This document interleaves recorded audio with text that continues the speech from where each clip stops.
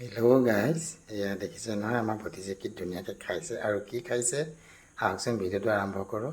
খুব সুন্দৰভাৱে থলুৱা এবিধ ৰেচিপি আপোনালোকক দেখুৱাবলৈ আগবাঢ়িছোঁ।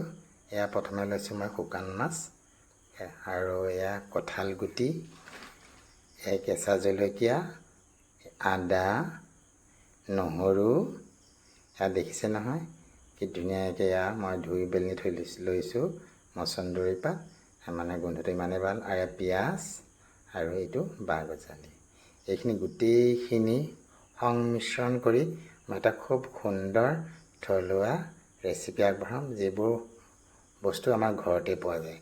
আৰু মই বাঁহগাজখিনি খুব মিহি মিহিকৈ মোৰ ফালৰ পৰা মই কাটিবলৈ চেষ্টা কৰিছোঁ। বাঁহগাজখিনি মই কাটিলোঁ, কাটি লৈ ধুই সেয়া আমাৰ কুকাৰ এটাত দি দিলোঁ। কুকাৰ এটাত দিলোঁ আৰু লগতে মই কঁঠাল গুটিকেইটা দি দিলোঁ। ৰঙা বাকলিখিনি গুচাব থাকি গ'ল আৰু তাত জোখত মই পানী অলপ দি তাত মোৰ সোৱাদ অনুযায়ী নিমখো দি দিলোঁ। নিমখ দি মই গেছত কুকাৰটো উঠাই দি হুইচেল মাৰিবলৈ ৰৈ থাকি আনফালেদি মই কেৰাহীটো তুলি শুকান মাছখিনি অকণমান গৰমাই ল'লোঁ আৰু হুইচেলটো ইতিমধ্যে মাৰিলেই আৰু মই শুকান মাছখিনি নমাই ল'লোঁ সুন্দৰভাৱে। আৰু নমাই লোৱাৰ পিছত মই ভাজি হ'ল আৰু এয়া নমাই ল'লোঁ আৰু কুকাৰটো মই খুলিলোঁ আৰু এইখিনি ঠাণ্ডা হ'বলৈ মই এটা খৰাহীত ধুনীয়াকৈ ঢালি দিম। অকণমান ৰঙচুৱা হৈছে আৰু তাৰমানে কঁঠালৰ যিটো ৰঙা বাকলি এইখিনি মই চুচি দিব লাগিছিল, নচুচিলোঁ। আৰু শুকান মাছখিনি মই খুন্দোতে ধুনীয়াকৈ অলপ বেছি মিহিকৈ নহয় জৰজৰীয়াকৈ খুন্দি ল'ম। এয়া দেখিছে নহয়, মই খুন্দি এটা বলত থৈ ল'লোঁ।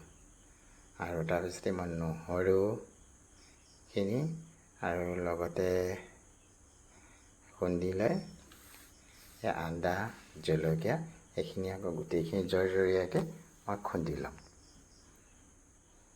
আৰু ইয়াত মই মাছৰ গুড়িখিনিৰ লগত এয়া কঁঠালৰ গুটি বাঁহগাজখিনি ধুনীয়াকৈ দি মই খুন্দনা মাৰিৰ লগত অকণমান মানে অলপ মানে বেছি মিহি হ'ব নালাগে, অলপ জৰজৰীয়াকৈ মানে ডখৰাকৈ ল'লোঁ।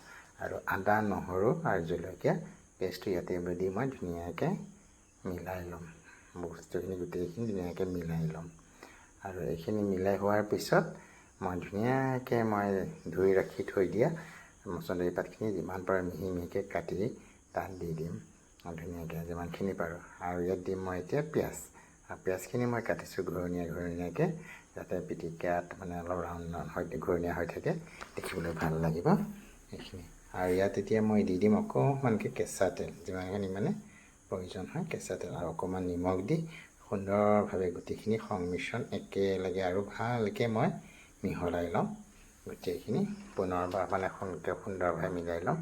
মিলাই লোৱাৰ পিছত আমাৰ ৰেচিপিটো হৈ যাব। চাওকচোন গাইজ, কিমান ধুনীয়া আছে দেখিবলৈ, যেনেকুৱা হৈছে খাবলৈ তেনেকুৱা হৈছে। ভিডিঅ'টো চাই কেনেকুৱা লাগিলে, ভাল লাগিলে লাইক, শ্বেয়াৰ, কমেণ্ট কৰিব। আৰু পৰৱৰ্তী ভিডিঅ' বনাবলৈ আপোনালোকে মোক সহায় আপোনালোকৰ মৰম চেনেহ পালে মই পৰৱৰ্তী ভিডিঅ'লৈ আৰু আগবাঢ়ি যাবলৈ মই পাৰিম। আজিলৈ আহিছোঁ, সকলোৰে মংগল কামনা কৰি আজিলৈ বাই বাই, টাটা।